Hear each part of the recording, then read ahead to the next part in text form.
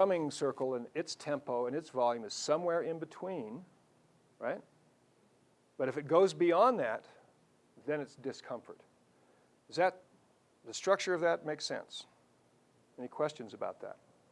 Is that pretty conversant with your internal experience? Good, yes. All right, great. Then here's what we're going to do. If you were to gesture kind of with your hands to the location of the drumming circle when you hear it and it feels really great. I mean, you know, would it be over there? Would it be behind you, above your head? Would you be sitting on top of it? Where would it might it be if you were to just listen to it? Would it be stereophonic all around you or right in front of you? I have to think for a moment. Let's see, the drumming circle. Sounds of the drumming circle. There are, because there's movement, unless I'm on the mother drum or one of the directional drums. Right. On the mother drum or in the directional drums, the sound is right with me. So it's like right here. Right. Okay. If I am not on one of those, then it's more out here somewhere. Okay.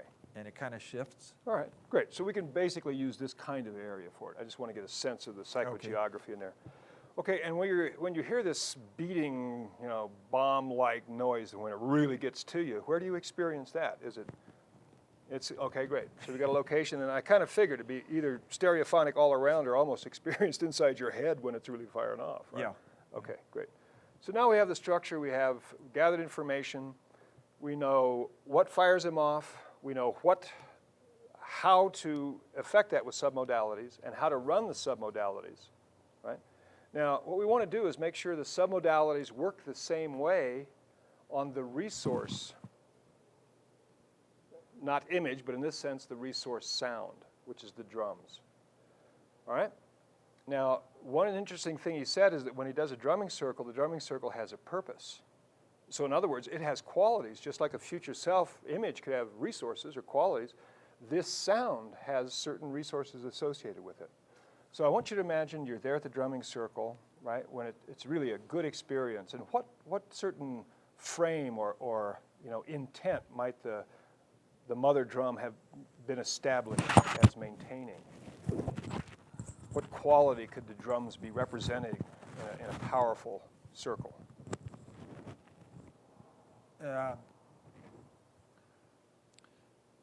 The drums could be representing a change of season, the summer growth changing to fall, where things begin to fall away in order to grow again in the spring after the winter when there's a total fall away, such as trees losing their leaves. Right. So it's like the whole transition of life through the seasons expressed through the drums. Right. That's a real rich kind of response or feeling that's associated with the sound.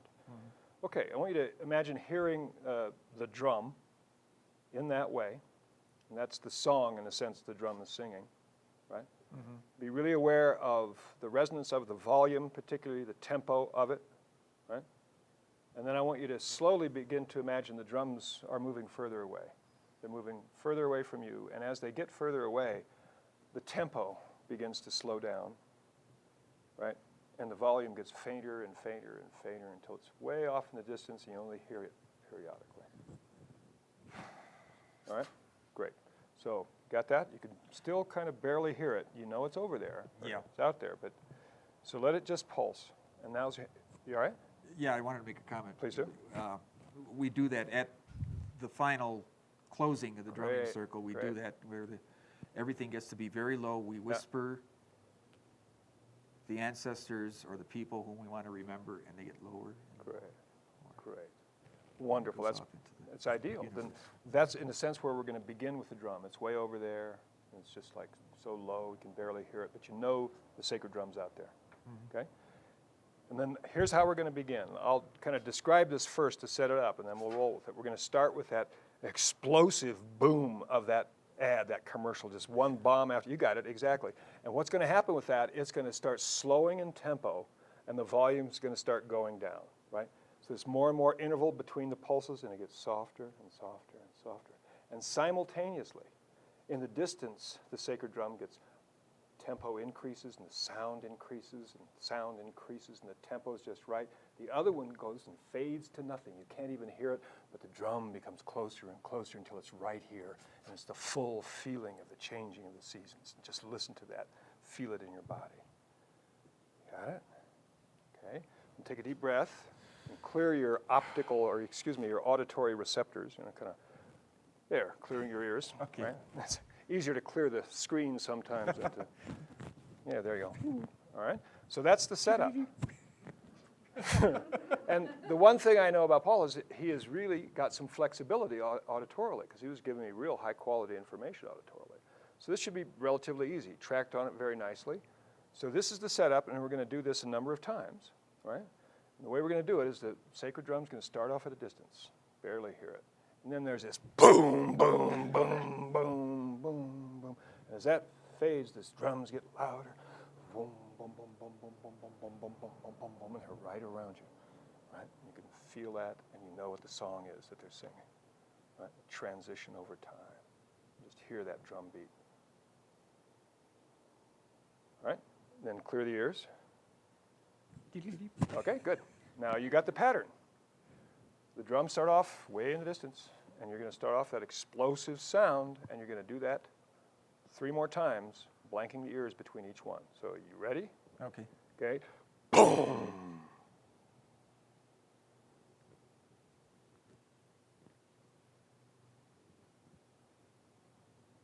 Okay. All right, that's 1. Ears cleared. When you're ready, got the drum set up in the distance. Oh, I did that 3 times. So much for my calibration. This guy is quick. Sorry. No, it's fine. It's fine. Very good. It's on videotape. I'll review it later. Right? It was amazing. All right. So you're driving in the car. You got a great train of thought going, right? And then, because, commercials will do this, all of a sudden you hear, boom. And what happens?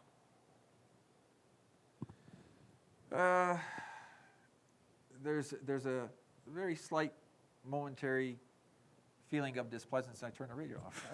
Good move. Much better than getting pissed off. Yeah. And once you turn the radio off, what happens?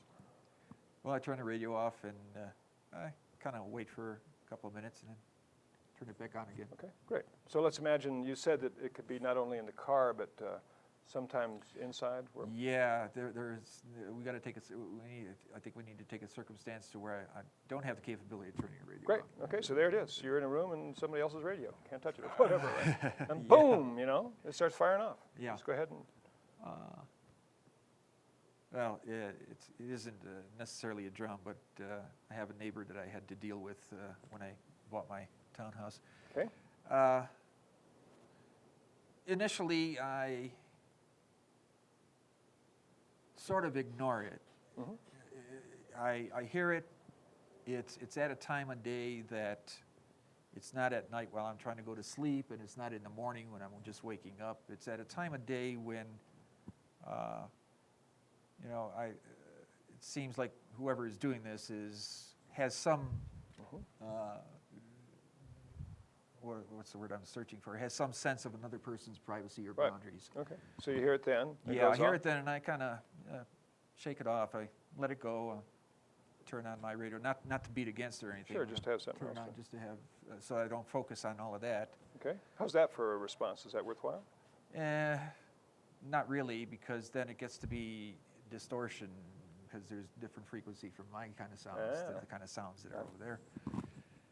So I initially continue to go to different rooms and do different things to where the sound is not that obtrusive. Right. However, eventually I write the person a little note. All right, so he's got a strategy for it. So we've got a big chunk of it. Driving the car, he's got a good alternative strategy they can deal with. But there are these other contexts that maybe we'd need some more. So let's go back to the original structure here. Let's say you hear it. At a time when it wouldn't be convenient, like when you are trying to go to sleep or something. There's the noises of some sort happening, right? Yeah. All right. So would that be the same ad or some other noise or just some auditory irritant of some sort? Well, that is that almost drives me up a wall. Okay, what would it be? The same ad, or would it be another auditory thing when you're ready to go to sleep? Any sound, or? No, it would Same thing. necessarily be the same thing. Gotcha. Sometimes if there are people that might be walking or noise through the walls, but most of the time it's something that has a deeper bass to it. Okay, great. So it could be the same kind of And commercial. As far as I'm concerned, obnoxious noise, it's not Gotcha. music. Okay. Great.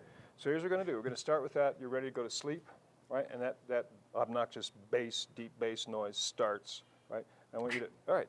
Then what I want you to do is the same thing you did a moment ago. I want you to slow the interval between the beats, Okay. right? And turn down the volume, right? So it just begins to fade longer and longer, and then it just fades and dissipates. No, I can't hear it at all. Poof, it's gone. All right? Okay. And then from the horizon, I want you to bring the drums in, right? That wonderful sound, increasing in tempo and volume, right? Till it's right here in front of you. Then I want you to imagine that you're playing the mother drum, right? And you're the expression of changing things, things changing over time. That's the voice that you're giving the drum. Feel that feeling in your body, right? As you play the drum. It's the voice of the drum singing that transmitted through you. Just make that real kinesthetic link to the sound of the drum and those resource feelings in you. Okay. Got it? Yeah. That's good. Okay, great. Take a deep breath. The drum slows in tempo and volume is off to the horizon again. Okay. Now, we're going to begin. You're ready to go to bed. And this booming, dissonant sound comes in, these explosions, right? Begins to happen, and they begin then to slow down and get softer. And in the distance, you can hear the drums getting louder. And the irritant gets softer and softer, and the drums get louder and louder and louder until they're right in front of you and you're playing them, and you feel it in your body, knowing that you can find that beat within other sounds. That beat is always there, right? And then take a deep breath and kind of let it go. Clear the ears. All right. Great. Then we're going to set it up again, drums in the distance, ready to go to sleep. You want it nice and quiet, and suddenly the environment, the world gets slippery, and it's boom, boom, boom, and that fades as the drums start coming closer. The irritant sound fades to nothing, and the drums beat increases in volume, the tempo, until they're right in front of you, and you're playing them, and you feel it in your body, and it just flows through you. You know that that's in your body and can be translated to the drum, and you feel it. Right? And that's where you put your awareness, in that feeling. And in the feeling of the drum and the sound of the drum. All right? You got it? Okay, just go ahead. Might want to add something, if Right. it's okay. Sure, yeah. It's with the drumming from the ceremony. It's the drum is prominent, but there are voices. That's great. Or sounds of other people in there that enmesh with the drumming. Wonderful. In a resonant way. Great. And you can certainly bring those in. It's an encouraging type of. Excellent. It helps sound. it encourages and helps the sound ride on those voices, right? Yes. Great. Let's rehearse that once to make sure we've got it. All of that starts at the distance, very faint. Then everything, the drum beat, tempo, volume, and all the singing comes, it's as if it's coming closer, becoming louder, and the tempo closer together until it's just right. You're playing the drum, transmitting the message of the seasons, and all the voices are there too. And you feel that wash through your whole body. Yeah?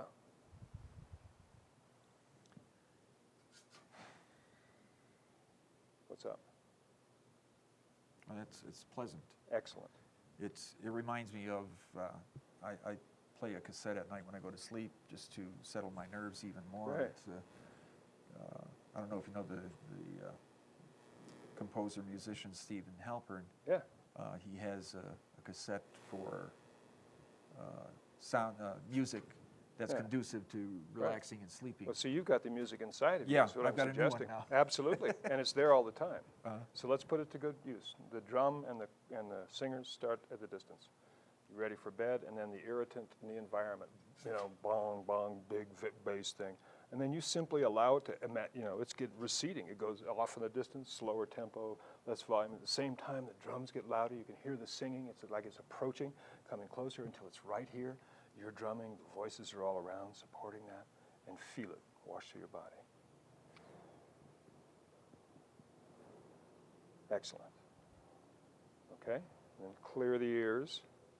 I want you to do this very exactly and methodically 3 more times, and hear it clearly. So the drums start off at the distance, and you're ready for bed, and you hear and then roll it. Clear your ears each time.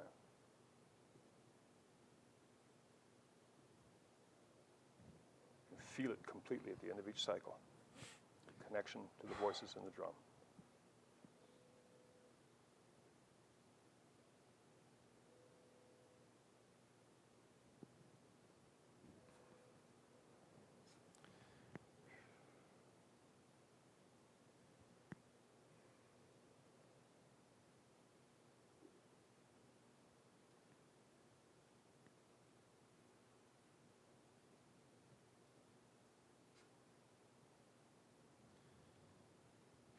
Excellent. All right.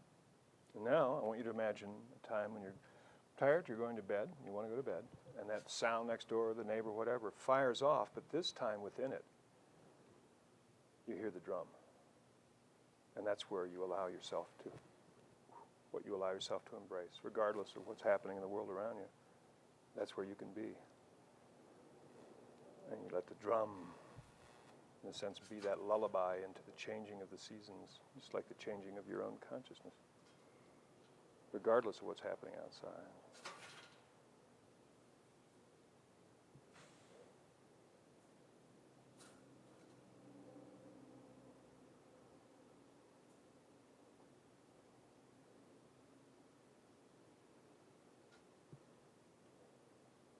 So how's that? That's pretty good. That's pretty good. Yeah. The music's within you, right? And Yeah. the world does what it does. And you have the choice of the direction of directing your consciousness wherever you choose to have it be. Yeah, what came to my mind is one of the intonations, if it's okay. Sure, yeah. Yeah, one of the intonations came into my mind. It's we sing it. It's "O Great Spirit, Earth, Sun, Sky, and Sea. You are around. You are inside and all around me." Right. Beautiful. And now, when you hear that boom, boom, boom, boom from these commercials and stuff, you can go right there, and you can hear that inside. Cool. All right? So you can imagine, because that stuff's going to happen in the future. Right. How's it going to be now? Driving the car, going to bed? No, it'd be a lot better. All right, well, check it out. A lot better. Good enough? I want you to really check it out. Because you might have to practice it a few times to really let yourself fall into that. Yeah. Just go ahead and, that's what a future pace is about. It's rehearsal for the future. Uh-huh. Till it's like how do you generalize the pattern? What's going on? Some people, single trial, boom, they got it. A couple other people 2 or 3 times. By the time you've done it congruently 4 or 5 times in the future and fully anticipated it, it's a convincer strategy.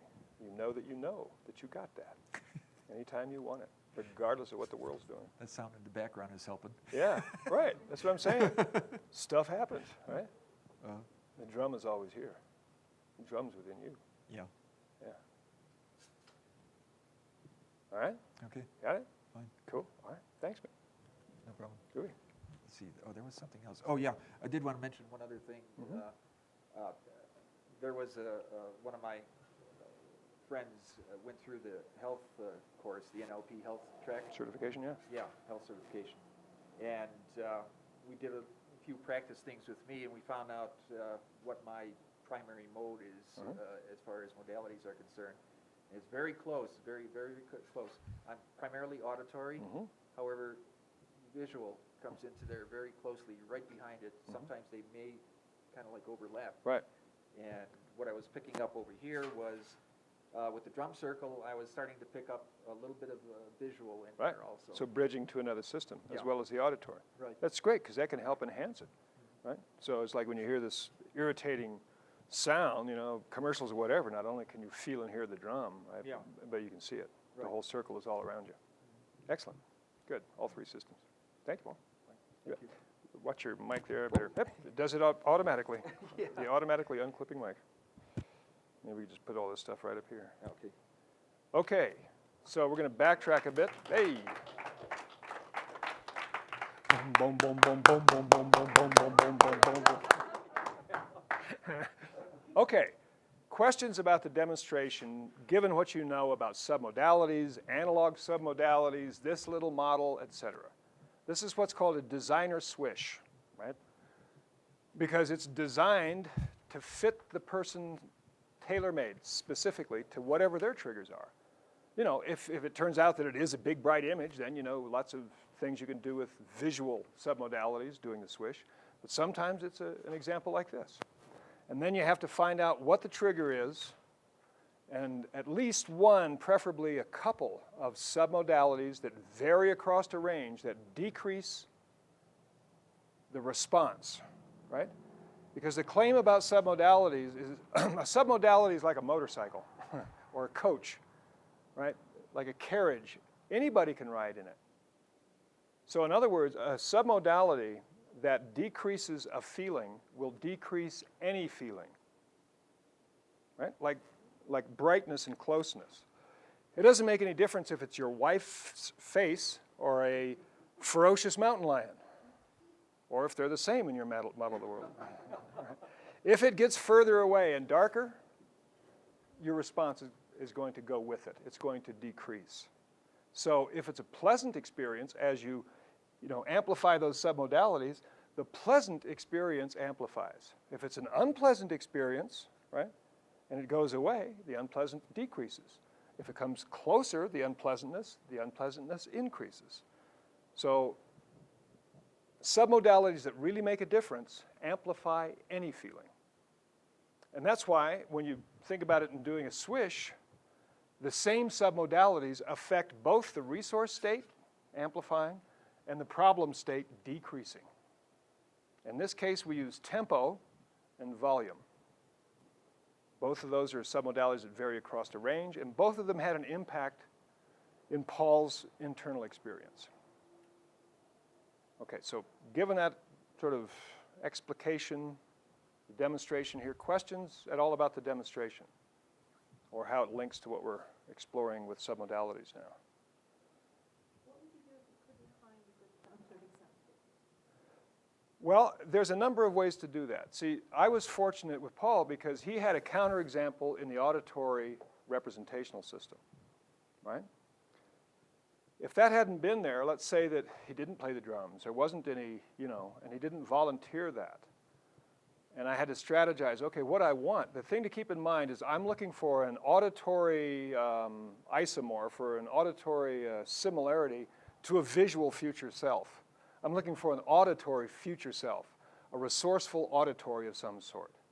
So the easiest way to generate an auditory resourceful input, if they can't find one auditorily, is to bridge from the visual.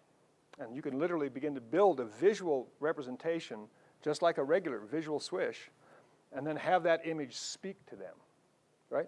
What kinds of things would that future self be telling you so that it would express the resources and qualities of the future self? And listen to it carefully, right?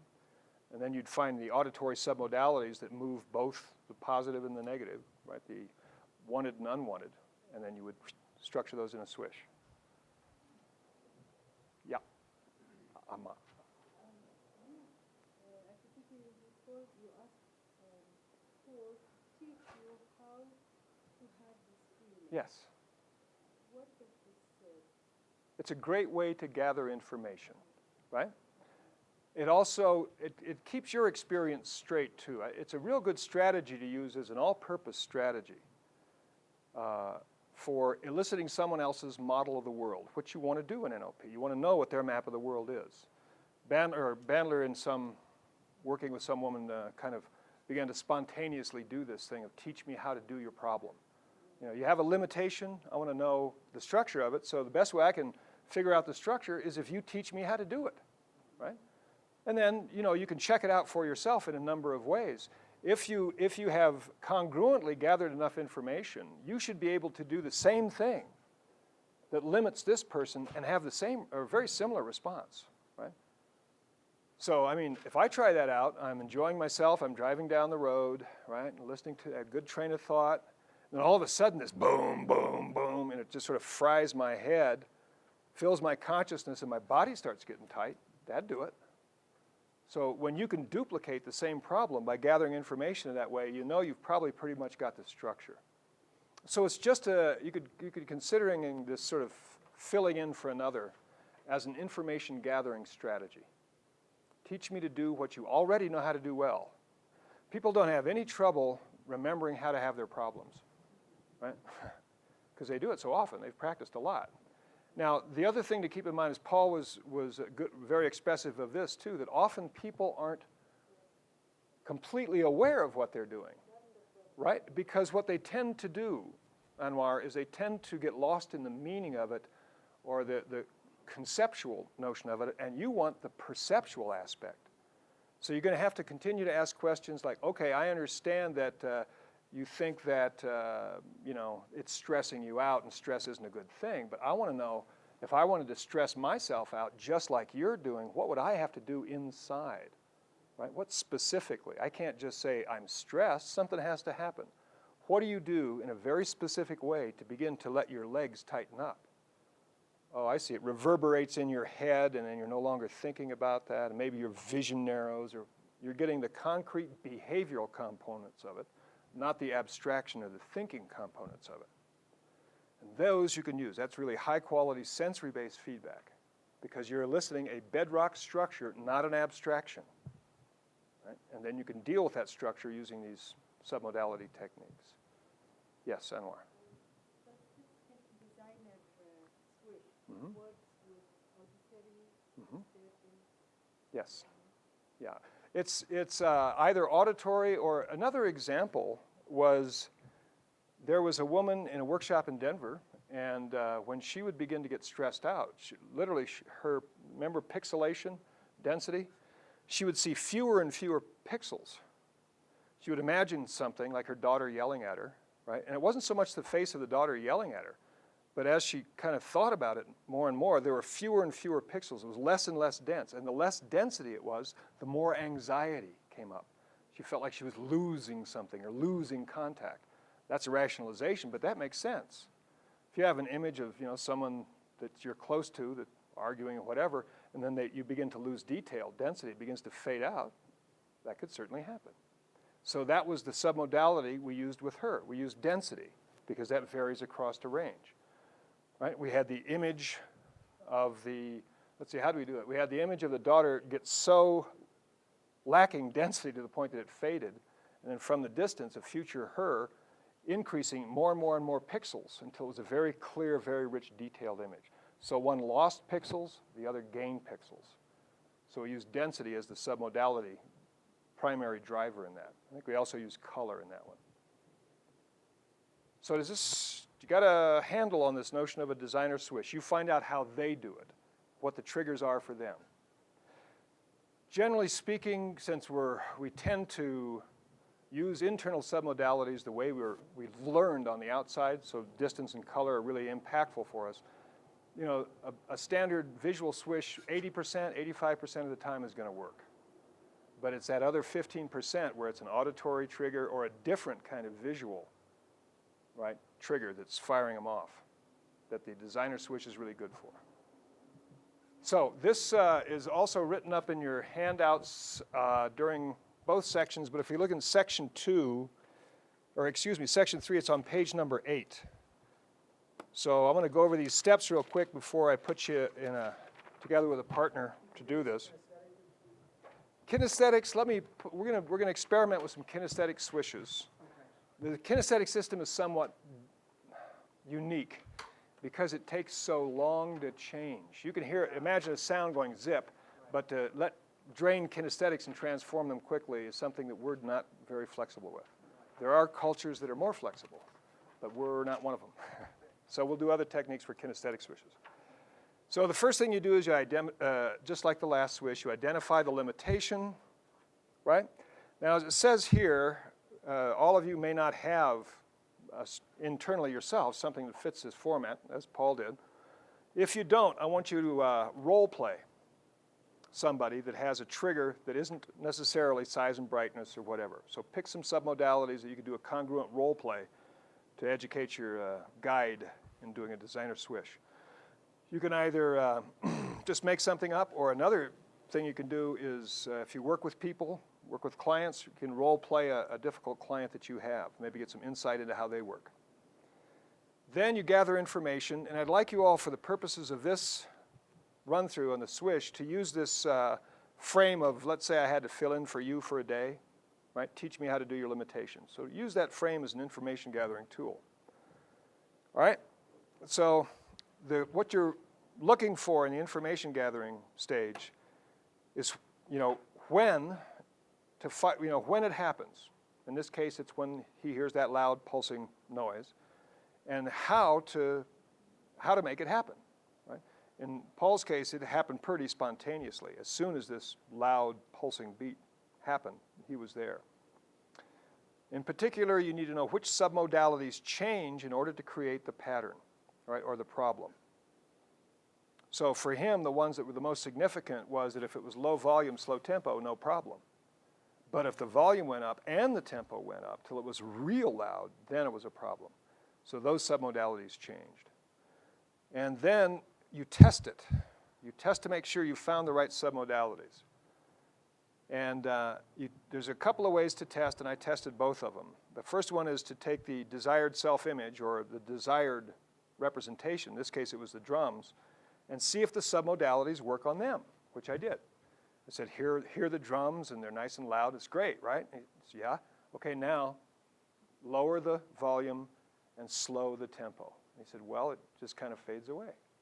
So it worked to both. It worked equally as well with the problem auditory and the resource auditory.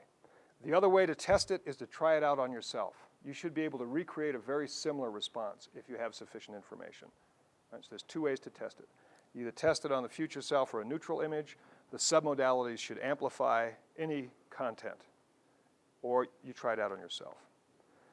By the end of information gathering, you should have the following. You should know when it fires off, in other words, what the cue is, what the trigger is, how the person wires it up to get overwhelmed. What are they doing inside? So it's sensitivity to loud volume and fast tempo, all right? And how the submodalities affect their client's response to both the trigger and their self-image. In other words, what submodalities move it in one direction or another.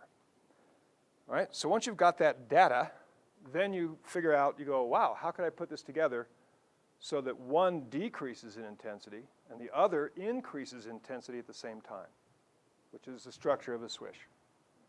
And with the auditory in this case, it's pretty straightforward. You had one starting, and I actually was kind of bridging systems. I think a couple of times I used the word distance. It's so far away you can barely hear it.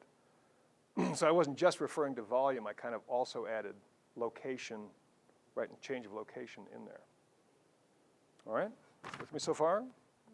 So you just simply plan how you can turn down the submodalities of the unpleasantness, and using the same submodalities, turn up the submodalities of the resource representation, right?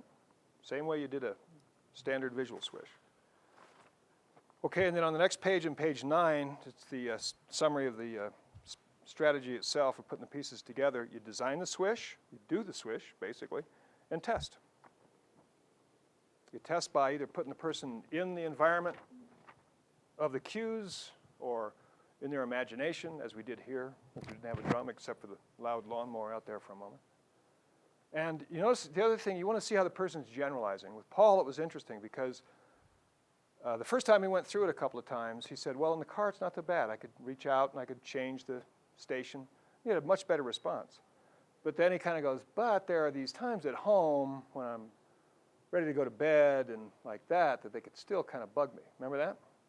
So we knew we had to shift something in some specific ways. And the one thing that I did there that was different than the first time I did it is that I had him get more kinesthetically in touch with the resources of the drum.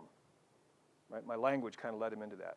And you can feel that with you in the message of the drum. Then he added in the singer. So this was really a rich resource representation now. And then that time when we ran it through, boom, seemed to be effective for that also. Then we did some future pacing. And when we did the future pacing, the first time he kind of imagined something in the future, it was like, I forget his exact comment, it was kind of like, well, it's better. And better's good, but it's not quite what you want. You want like, oh, okay, no problem. So we had him rehearse it in 4 or 5 different future examples, right?